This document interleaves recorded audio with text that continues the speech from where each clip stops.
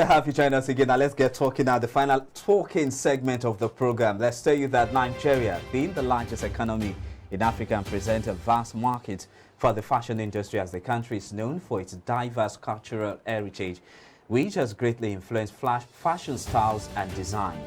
This has made Nigeria a hub for fashion in West Africa. Additionally, the country's strategic location and membership in several trade agreements, such as the African Continental Free Trade Agreement, provide opportunities for fashion businesses to expand to other African countries and beyond, as well. While the industry promotes social and environmental responsibility through the use of sustainable materials, ethical production, and fair trade practices, the fashion industry also provides opportunities for exports, showcasing Nigeria and the African designs to the rest of the world, generating foreign exchange for the country. To give us more insight as to how we can harness the economic potential and opportunities in the Nigerian fashion industry, I'm now being joined live in our Lagos studio by a reputable fashionpreneur, Opeoluwa George Ayo, who is the creative director of Avor Style Company Limited. Good morning, Opeoluwa. I wanted to say Opeyemi, but thank God I did not. Opeoluwa, good morning. Glad having you on the show. Hi, good morning. Thank you for having me. Okay, so I know behind the scene, we do this all the time. Behind the scene, we're having this conversation. Oh, what's the rationale behind the name Avor? Well, Avor is a mnemonic of my names. Okay. I wanted something that could, when I was starting the business, my idea for it was something that was both personal to me but that could be used globally, because when I started the business, the goal was actually to be a global brand. Yes. So I picked a mnemonic of my names. Okay. AVORE stands for like five different names that I bear. So A was for Aduke, V was Victoria, O is Opeoluwa, the name that most people call me. Then R is Rashidat. My grandmother named me Rashidat, and I really like the name. I like the meaning of the name. And then E is Egbetayo. So that is how I came about Avor. I must say that you actually did justice to the names given to you on your Christian, because in this part of the world, we tend to give a child so many names, multiple names, and then the child tends to answer just only one in his or her lifetime on earth here. But I love what you're doing. You actually made good use of all your names. So now let's talk about the fashion industry in Nigeria. The fashion industry in Nigeria, I believe, is very diverse, despite its unique potential. But find out that the sector is not contributing significantly to the country's GDP. Why is this so?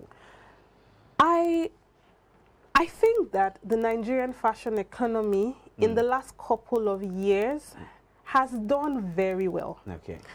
The reason why it looks as though we're not contributing, and I beg to differ, we contribute a lot to Nigeria's fashion, to Nigeria's economy. Okay.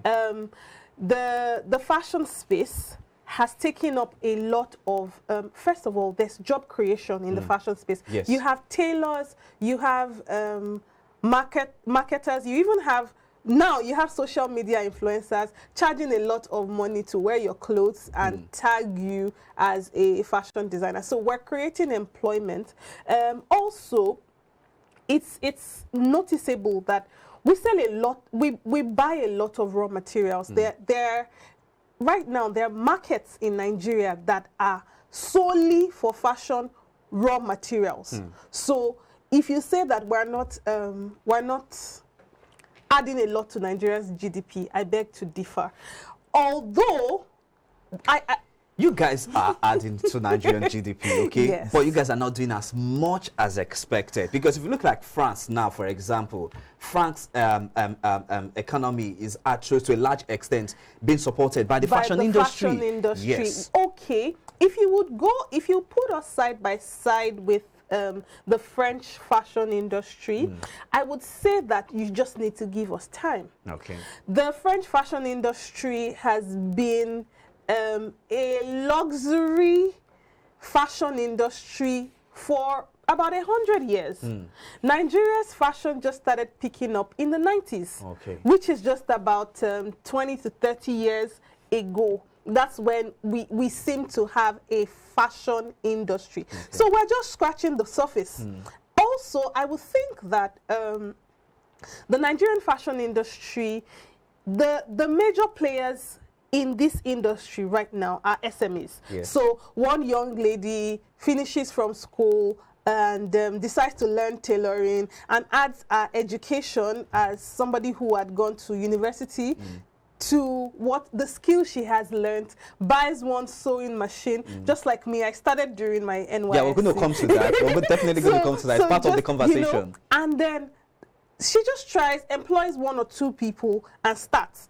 But if you look at the French industry, the French fashion industry, you would see that the major players in the industry are not SMEs. They have had a lot of funding over the years that has improved the quality of craftsmanship. It has improved the way that they think. It has improved the machines that they have. It has even improved their packaging because they have funding to do the things that they do. Many of the players in Nigerian fashion industry are self-funded. So the banks are not doing anything in that regard. I will not say that's not, I wouldn't say that's true. I know that, I don't know if I can say this on air, but I know that there was a time that a certain bank, I don't know if it's okay to mention their name. No, you don't have to mention their name. Just tell us the story. A certain bank had a food and fashion fund a couple of years ago that they gave, it was a loan that they gave to SMEs who use their bank as a receiving space for their monies, and I think they gave you could access up to 50% of what you had what had come in a year. I took the loan in 2018, and I could say that totally pivoted how my business worked. Wow, that's amazing. Yes. That's really amazing. So let's talk about...